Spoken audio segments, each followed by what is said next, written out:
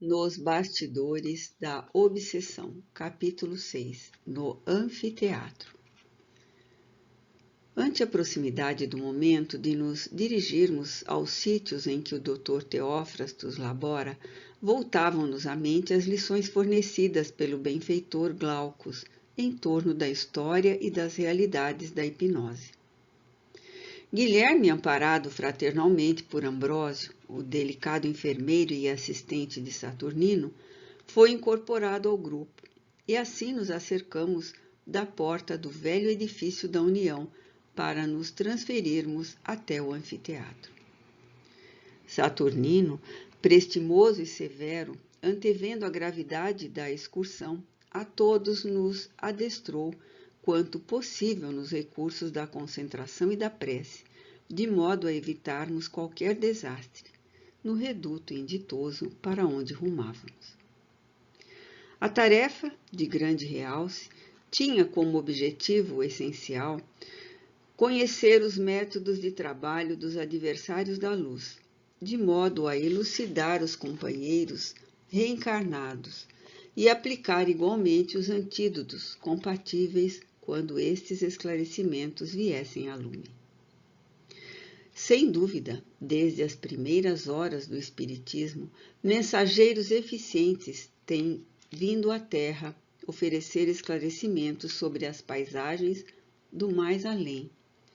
E mesmo antes da chegada do Consolador, os informes incessantes chegavam aos ouvidos dos homens, advertindo-os sobre as realidades insofismáveis da vida.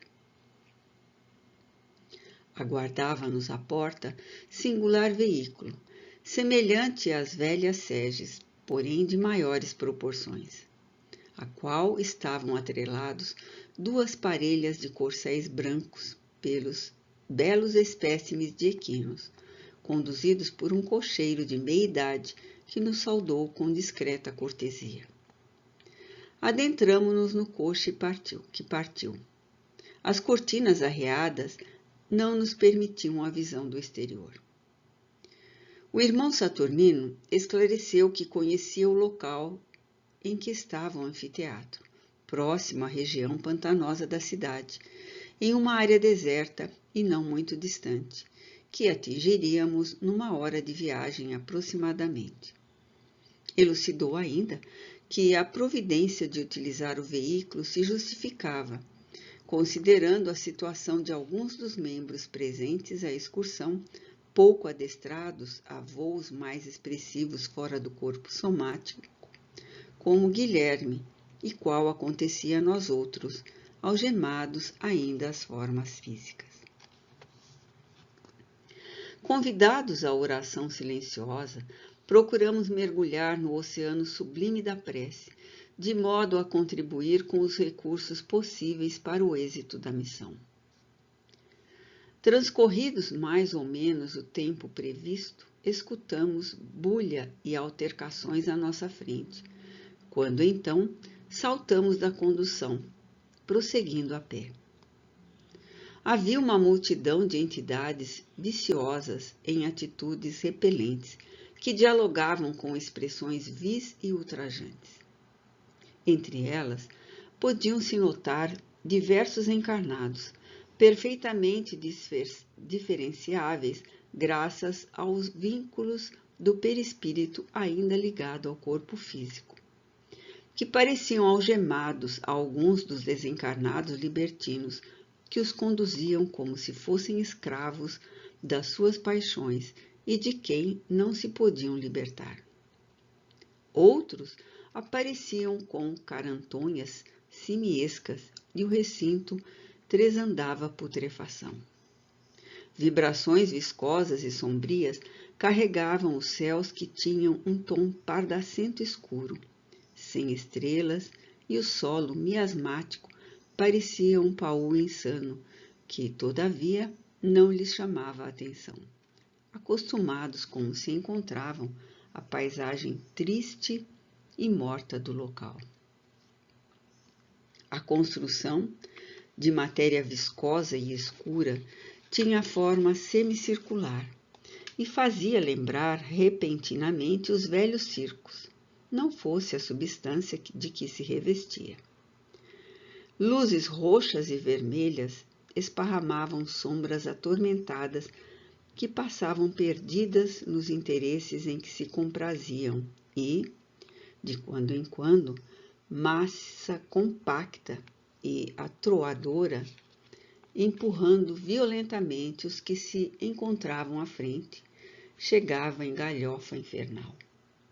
Dificilmente se poderia ver na terra espetáculo de tal natureza. E, todavia, estávamos na terra, um pouco fora das vibrações do mundo material, dentro dele, porém. Alguns guardas bufos e caricatos tomavam conta da entrada ampla, onde se encontravam assestados alguns aparelhos que faziam lembrar os torniquetes utilizados entre os homens, com a diferença de que, sobre eles, havia uma caixa retangular, que Saturnino informou ter a finalidade de impedir a entrada de espíritos que não pertencessem à Malta. Era o psicovibrômetro, que tinha capacidade de registrar as ondas vibratórias de todos os assistentes, denunciando, assim, quaisquer intromissões dos espíritos superiores. Ele, Ambrósio e Glauco, todavia, tomaram precauções especiais, de modo a transporem a passagem sem provocar qualquer alarme denunciador, através de um processo de imersão mental nas lembranças do passado, o que lhes diminuiria o registro vibratório. Além disso, penetrariam no recinto, logo mais, quando o número de frequentadores fosse muito expressivo, de forma que o aparelho ficasse impregnado de fluidos de baixo teor vibratório.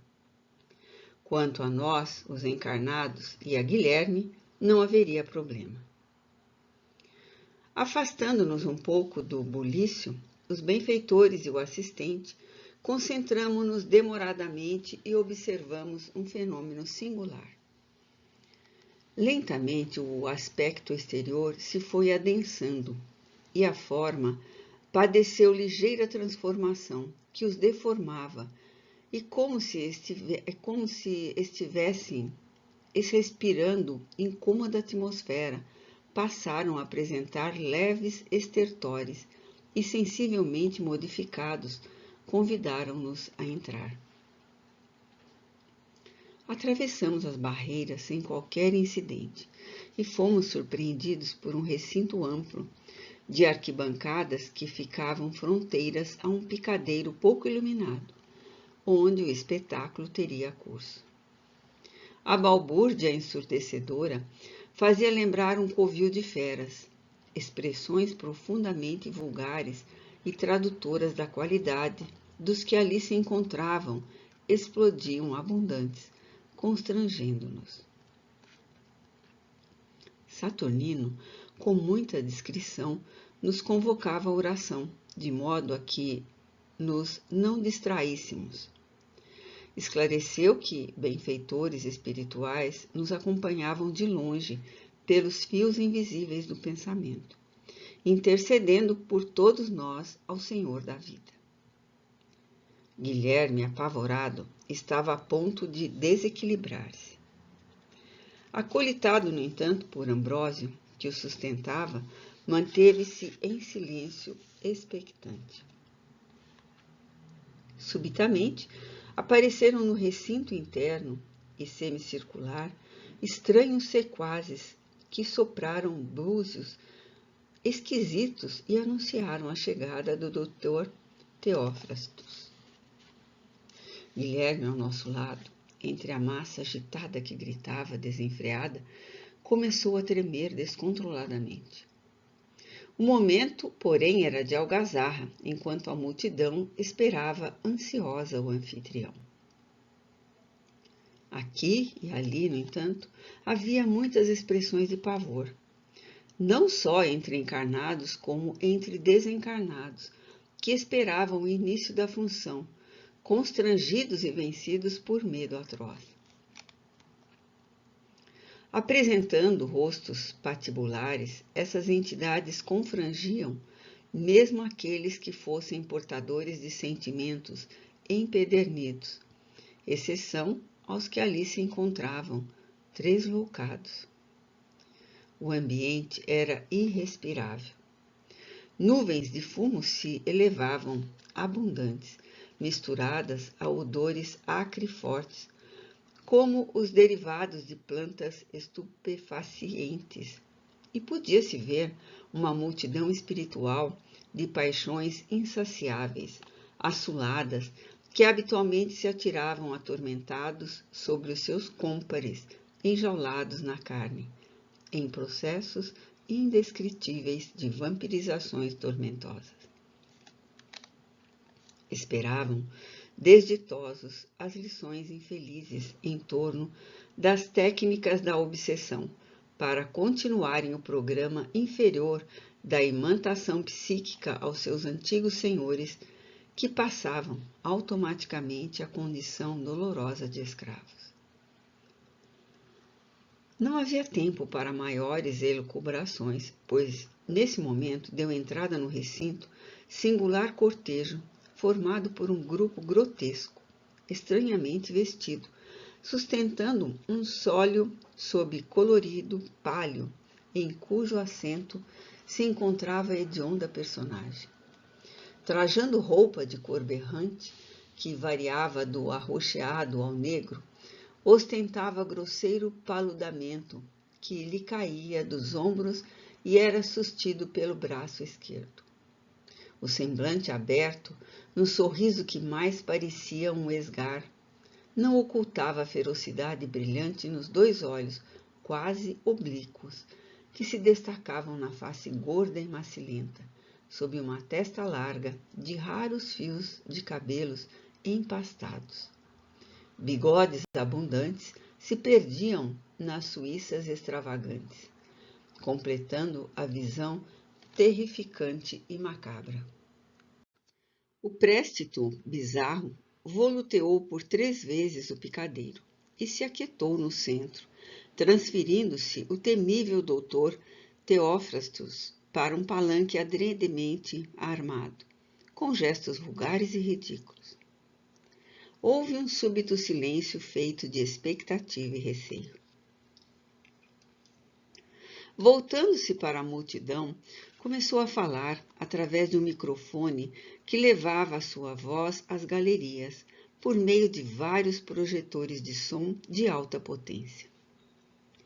As palavras duras e impiedosas exprobravam os que se atemorizavam ante o cumprimento do dever da vingança, explodindo ameaças e exibindo toda a prepotência de que se supunha possuir. O silêncio era aterrador.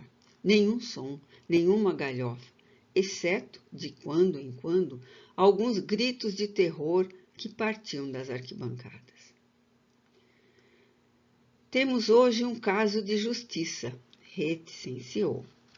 E para fazer-se mais temerário, apostrofou.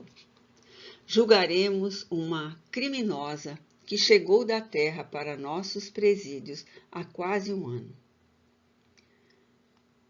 Apareceram o que se poderiam chamar jurados, que tomaram lugar em assentos reservados. Um acusador, 2 testemunhas.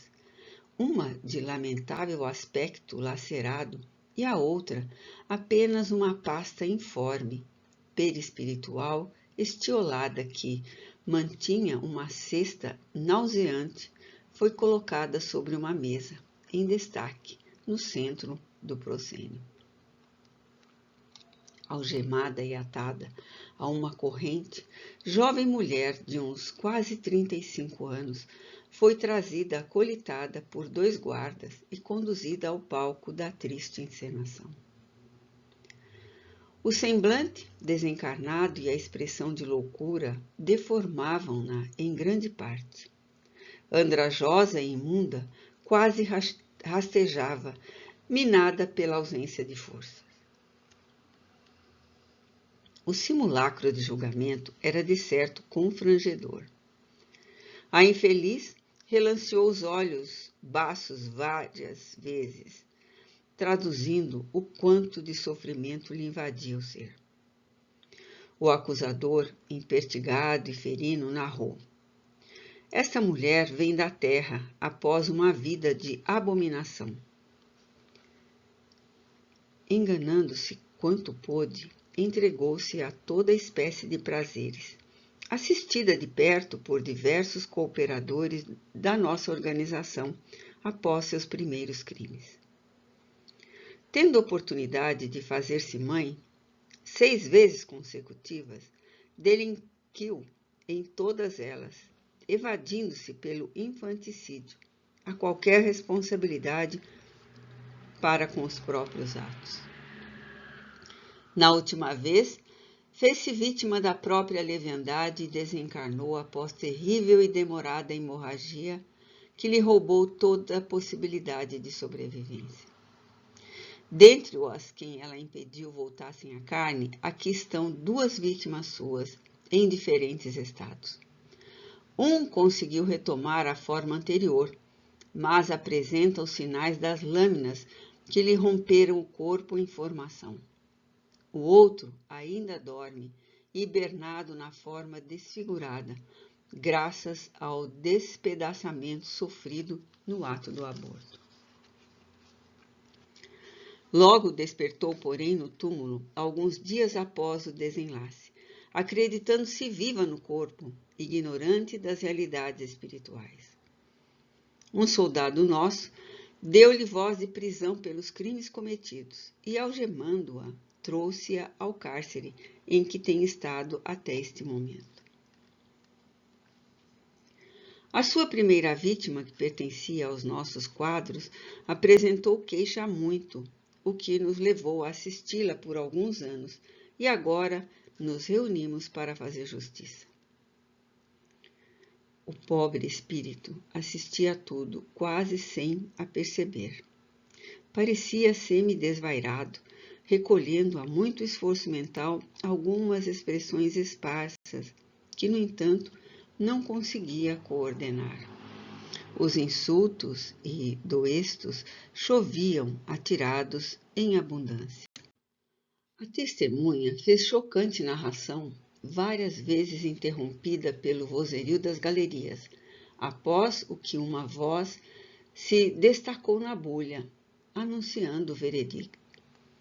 Culpada! Gargalhadas estridentes espolcaram de todos os lados. O doutor Teófrastos ergueu-se e, depois de receber mesuras dos comparsas, sentenciou: façamos com ela o que no íntimo sempre foi, uma loba. Acercou-se da sofrida entidade e, fitando-a, escarnecedor, passou a ofendê-la vilmente. A vítima não apresentou qualquer reação.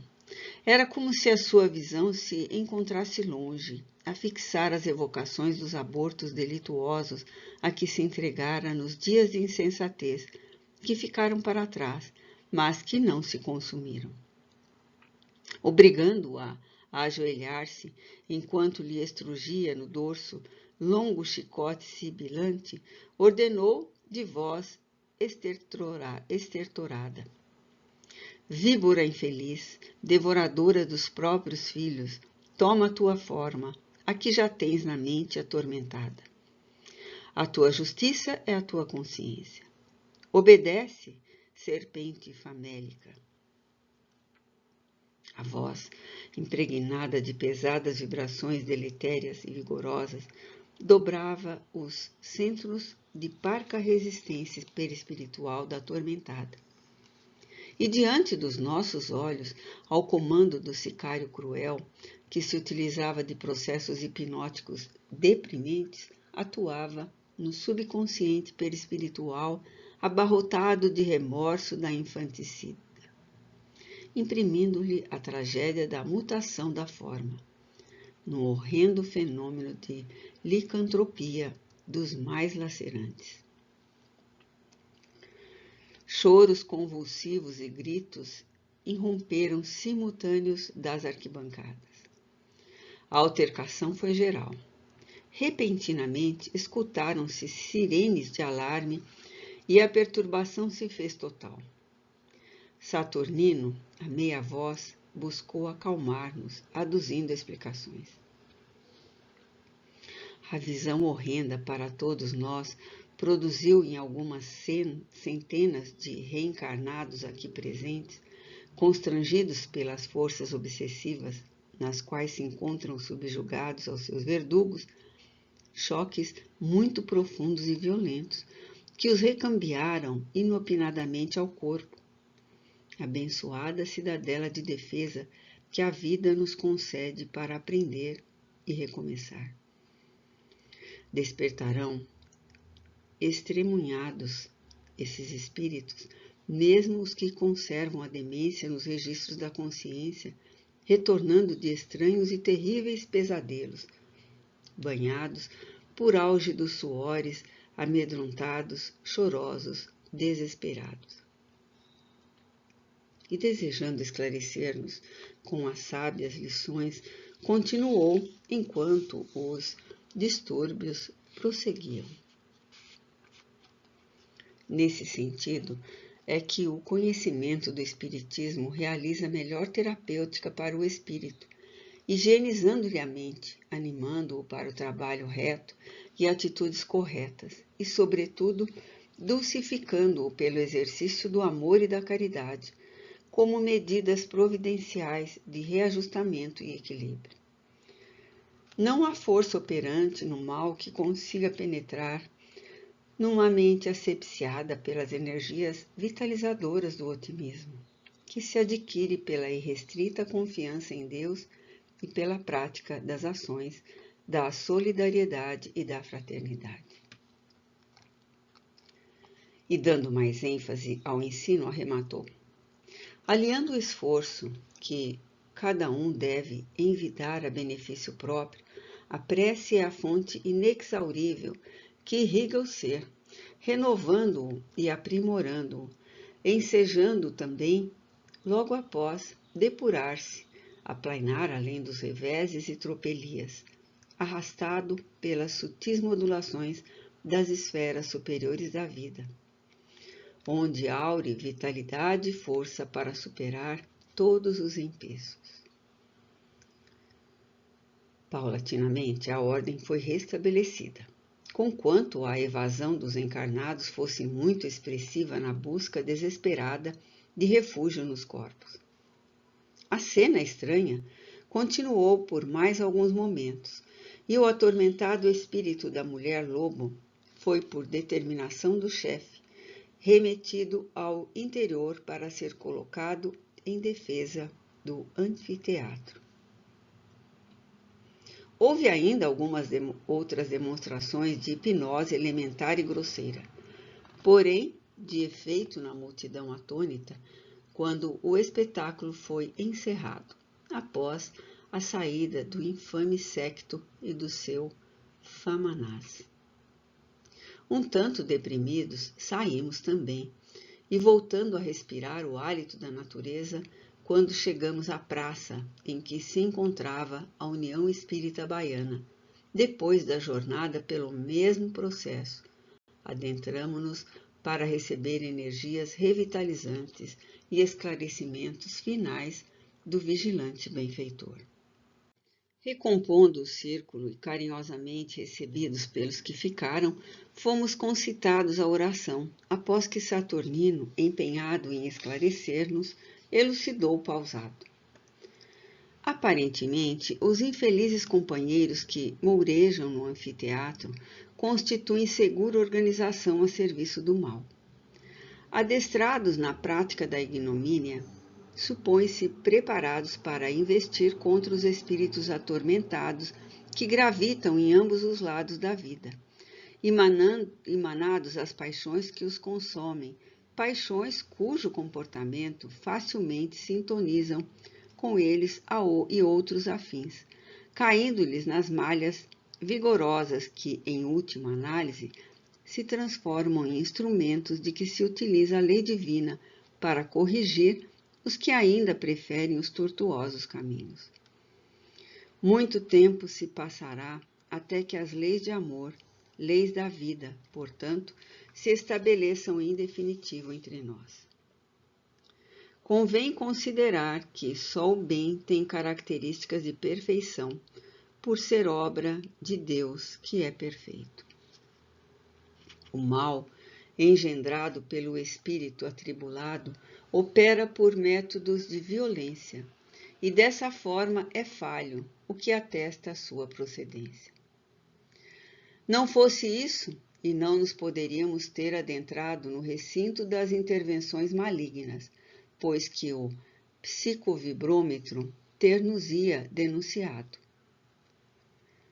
À semelhança de um contato Geiger que detecta a radioatividade, o psicovibrômetro obedece ao mesmo princípio, tendo, porém, as características magnéticas que registram a psicosfera dos que dele se acercam, detectando as vibrações mais suaves que, então, disparam a agulha que incide num relé, que, por sua vez, comanda um circuito de alarmes espalhados nas dependências adjacentes.